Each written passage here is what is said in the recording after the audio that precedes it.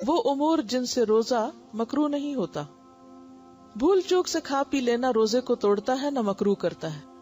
عن ابی ہریرہ عن النبی صلی اللہ علیہ وسلم قال اذا نسی فاکل وشرب فلیتم صومہ فانما اطعمہ اللہ وسقاہ.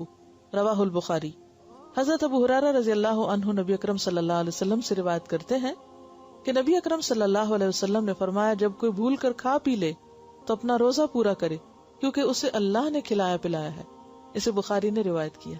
یعنی اب کوئی یہ نہ سوچے کہ اچھا کھا تو چکے ہیں تو اور ہی کھا لیں، نہیں، جان کے کھانے سے پھر ٹوٹ جائے گا روزہ. مسواک کرنے سے روزہ مکروہ نہیں ہوتا. ان عامر بن ربیعہ رضی اللہ عنہ قال رأیت النبی صلی اللہ علیہ وسلم یستاک وهو صائم ما لا احصی او اعد. رواہ البخاری.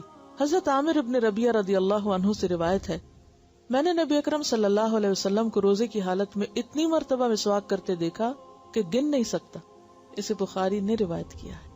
یعنی اتنا زیادہ آپ اپنا منہ صاف رکھا کرتے تھے، یعنی بار بار مسواک کرتے تھے اور اس سے روزہ نہیں ٹوٹتا، اور مسواک میں ذائقہ بھی ہوتا ہے اپنا.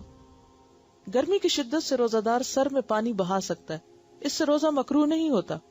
عن ابی بکر بن عبد الرحمن رحمہ اللہ عن رجل عن بعض اصحاب النبی صلی اللہ علیہ وسلم قال رأیت النبی صلی اللہ علیہ وسلم بالعرج یصب على رأسه الماء وهو صائم من العطش او من الحر.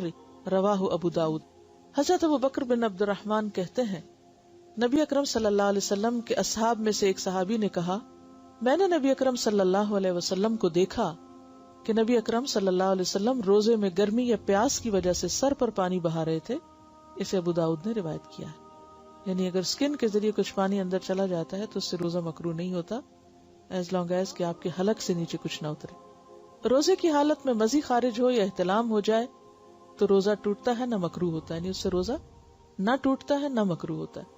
قال ابن عباس و اکرمہ رضی اللہ عنہم الصوم مما دخل وليس مما خرج. رواہ البخاری.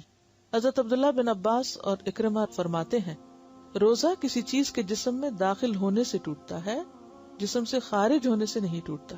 ٹھیک ہے، یعنی جیسے ماں بچے کو دودھ پلاتی ہے یا انسان واش روم جاتا ہے یا پھر جسم سے کوئی اور مادہ نکل آتا ہے تو اس سے روزہ نہیں ٹوٹتا. سر میں تیل لگانے، کنگھی کرنے یا آنکھوں میں سرما لگانے سے روزہ مکروہ نہیں ہوتا. ہنڈیا کا ذائقہ چکھنا، تھوک نگلنا اور مکھی کے حلق میں چلے جانے سے روزہ مکروہ نہیں ہوتا. ذائقہ چکھ کے آگے کھانا نہیں، یعنی چکھ کے تھوک دے تو اور بات ہے، لیکن اگر اپنے منہ کی تھوک ہے وہ اگر اندر چلی گئی تو اس سے بھی روزہ نہیں ٹوٹتا. اس طرح مکھی مچھر وغیرہ بھی اگر گلے میں چلا جائے یا کوئی خاک وغیرہ. روزہ دار گرمی کی شدت میں کپڑا پانی میں تر کر کے بدن پہ رکھ سکتا ہے، اس سے روزہ مکروہ نہیں ہوتا. قال ابن مسعود اذا كان يوم صوم احدكم فليصبح دهينا مترجلا. قال الحسن لا بأس بالسعوط للصائم ان لم يصل الى حلقه ويكتحل. قال ابن عباس رضي الله عنهما لا بأس ان يتطعم القدر او الشيء. قال عطاء رحمه الله يبتلع ريقه. قال الحسن ان دخل حلقه الذباب فلا شيء عليه.